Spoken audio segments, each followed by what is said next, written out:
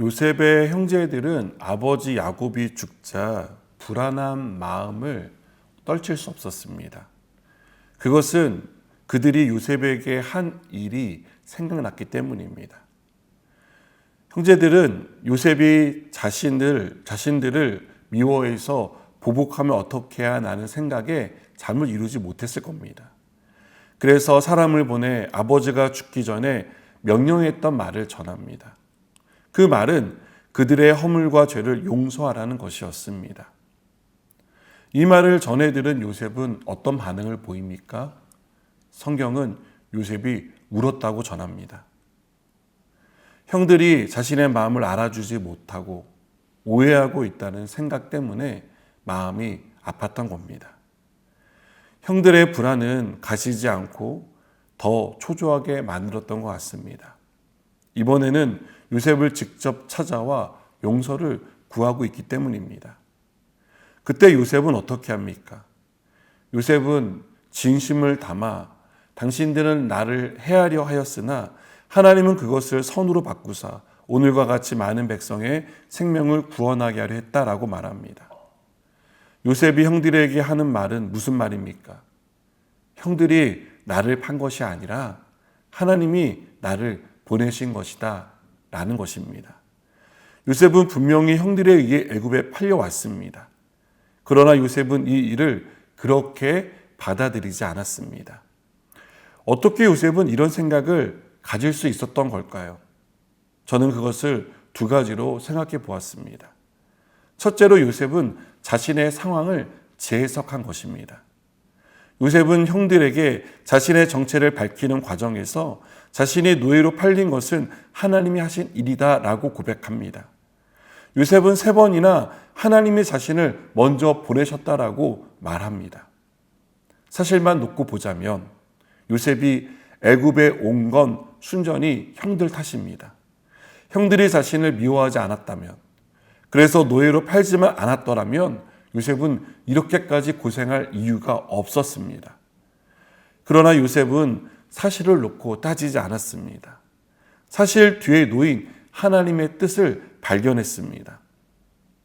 우리는 원망할 일이 생기고 다투는 일이 있을 때 사실을 놓고 따지는 경향이 있습니다. 잘잘못을 가리자는 것입니다. 그렇게 되면 원망할 대상은 분명해집니다. 다투는 이유와 책임의 소재는 명확해집니다. 그러나 사실 뒤에 놓인 일, 즉 하나님의 뜻을 찾게 된다면 어떻게 될까요?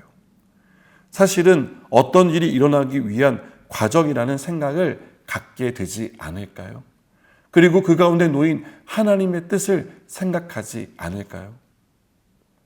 둘째로 요셉은 하나님의 은혜를 생각했습니다.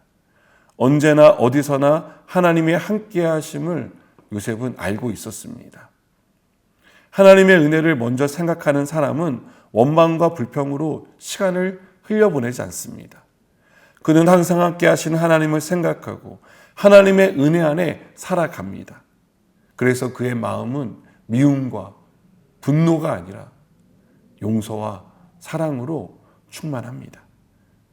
사실에만 집중하면 하나님은 보이지 않습니다. 하나님이 함께 하신다는 사실을 놓치면 은혜는 생각할 수 없습니다. 하나님의 뜻을 찾으려고 할 때 그 일을 통해 하나님이 무엇을 하시려고 하는지를 발견할 수 있습니다.